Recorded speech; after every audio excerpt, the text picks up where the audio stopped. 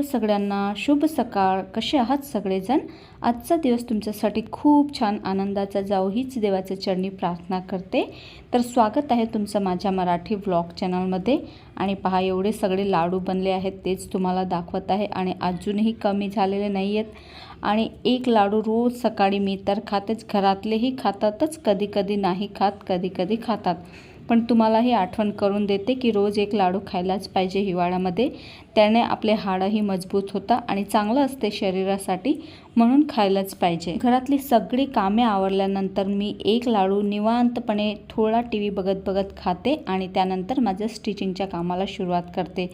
तर आज मला पेपर कटिंग करून ठेवायची होती एका ब्लाऊजची आणि एका शॉर्ट टॉपची. तर तीच करायला आज मी सुरुवात केलेली आहे. पेपर कटिंग करून ठेवली की मग ड्रेस म्हणा, ब्लाऊज म्हणा किंवा शॉर्ट कुर्ती म्हणा, काहीही शिवणं अगदी सोपं होते. म्हणून मी नेहमी पेपर कटिंग करूनच ठेवते. माझ्या मापचीही आणि जे रोजचे कस्टमर असतात त्यांच्या मापचीही पेपर कटिंग मी केलेलीच असते. आणि हा ड्रेसचा कपडा मी किती दिवस झाले तुम्हाला दाखवला होता, जेव्हा मी भिजत घातला होता तेव्हा. बरेच दिवस झाले याला येऊन, पण याचं काही मुहूर्तच निघत नाही आहे. याचं मी काय शिवू मला कळतच नाही आहे. शॉर्ट कुर्ती शिवू किंवा लॉंग ड्रेस शिवू मला काही समजत नाही आहे. पण शॉर्ट कुर्ती जर शिवली तर मग बाकीचा कपडा वेस्टेज जाईल. म्हणून मग विचार करते आहे की कॉट कॉलरचा ड्रेस शिवावा, म्हणजे दिसायला छान दिसेल. आणि कपडाही खूप छान आहे, कॉटनचा आहे, अगदी प्युअर कॉटन आहे. मी मिशोवरूनच मागवला होता आणि फक्त 140 रुपयाला मला ह्या 2.5 मीटर मिळाला आहे. खूप छान कपडा आहे आणि लवकरच याची मी ड्रेस किंवा शॉर्ट कुर्ती काहीतरी डिसाईड करेन आणि शिवूनच टाकणार आहे. आणि कॉटनचा कपडा असल्यामुळे याला थोडेसे रिंकल्स पडले होते, म्हणून प्रेससुद्धा मारून घेतली. आणि आज बरणीतलं तेलसुद्धा संपलं होतं, तर तेही काढायचं होतं. मला अशा प्रकारे तेल काढायचा खूप जास्त कंटाळा येतो, पण आठवडा किंवा 10 दिवसातून एकदा तरी असं तेल काढावंच लागते. पूर्ण 15 लिटरचा डब्बा आम्ही आणत असतो, म्हणून मग 8-10 दिवसांना भरणीतलं तेल खलास झालं की मग ते काढावं लागते. चला असो. आणि आज मुरमुऱ्याचा नाश्तासुद्धा संपला होता, तर तोही मला आज बनवायचा होता. आणि आज मसाल्याचा डब्बाही मी घासून धुवून स्वच्छ करून ठेवला होता. बरीच वेळा काय होते, घाई गडबडमध्ये मसाले सांडले जातात आणि मग सगळा डब्बा खराब होतो. म्हणून आज सगळा डब्बा रिकामा करून मस्त घासून घेतला आणि सगळे मसालेही पुन्हा भरून घेतले. घरात अशी छोटी मोठी बरीचशी कामे असतात जी कुणालाही दिसत नाही, पण आपण ती जोमाने पार पाडत असतो. आणि कधीही कुणी आपल्याला थँक्यूही म्हणत नाही आणि कधी कुणी आपल्या कामाची कदरसुद्धा करत नाही.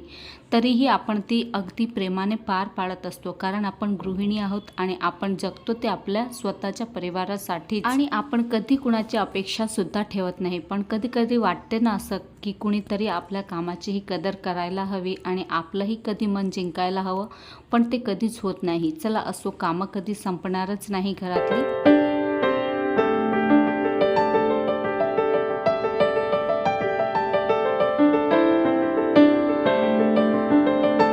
तर मी मुरमुऱ्याचा चिवडा अगदी साध्या पद्धतीने बनवून ठेवत असते. आता मुरमुरे असेच मी तेलामध्ये फ्राय करून ठेवते. त्यानंतर यामध्ये मी जो तिखट चिवडा येतो ना, म्हणजे की नमकीनवाला, तो यामध्ये थोडासा मिक्स करते. म्हणजे कधी कधी संध्याकाळी भूक लागते तेव्हा खायला बरं पडते आणि मुलांनाही कधी कधी चहासोबतही नाश्ता खायला बरं पडते. रोजच्या रोज काय बाहेरचा नाश्ता आणायचा. आणि असे मुरमुऱ्याचा चिवडा घरात बनलेला असला की मग बाहेरचंही काही खाऊ वाटत नाही.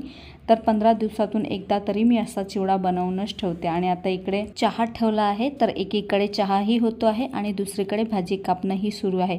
मला असं वाटते जोपर्यंत आपण चहा ठेवतो तेवढे 5-10 मिनटं आपल्याकडे असतात, तेवढ्या वेळामध्ये आपण बरीचशी कामे करू शकतो. एकीकडे चहा होतो आहे तर एकीकडे भाजीसुद्धा कापली जाईल, म्हणजे तेवढा वेळ आपला वाया जात नाही. चहा होते तोपर्यंत बरीचशी कामे अशी आहेत जी 5-10 मिनटात होतात, तर आपण ती पूर्ण करू शकतो या वेळामध्ये. तर माझंही असंच असते, जोपर्यंत चहा उकळते तोपर्यंत 5-10 मिनटाचा वेळ असतो. तर तेवढ्या वेळामध्ये कपड्याची घडी करणं म्हणा, कपडे वाळू घालणं म्हणा किंवा झाडू मारणं म्हणा, अशी बरीचशी कामे आपली होऊन जातात. म्हणजे वेळात वेळ आपला वाचतो आणि दुसरीही कामे होतातच. तर बघा ना, चहा झाला तोपर्यंत माझी संध्याकाळच्या स्वयंपाकाची भाजीसुद्धा कापून झालेली आहे आणि आता मस्त मी चहा एन्जॉय करणार आहे. चला तुम्ही सुद्धा या संध्याकाळचा चहा घ्यायला. हिवाळ्यामध्ये तर असं वाटते संध्याकाळी आणि सकाळी 1 कप चहा भेटला की मन अगदी शांत आणि प्रसन्न होते. आणि चहा पिता पिता बरेचसे विचार डोक्यात चालत असतात की दुसरा व्हिडिओ कुठला बनवायचा आणि कुठला टाकायचा. तर चला, मी बाल्कनीत उभं राहूनच आज चहा एन्जॉय करत आहे. तर चला, आजचा हा छोटासा व्लॉग मी इथेच थांबवते. अपेक्षा करते तुम्हाला आजचा व्हिडिओ आवडला असेल.